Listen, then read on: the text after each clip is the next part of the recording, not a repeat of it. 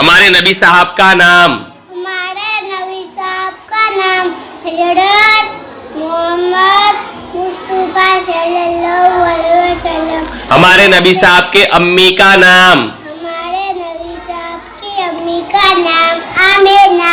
हमारे नबी साहब के अब्बा का नाम। हमारे नबी साहब के अब्बा का नाम अब्दुल्ला। हमारे नबी साहब के दादा का नाम। हमारे नबी साहब के दादा का नाम अब्दुल मुत्तलिब। जुड़ती।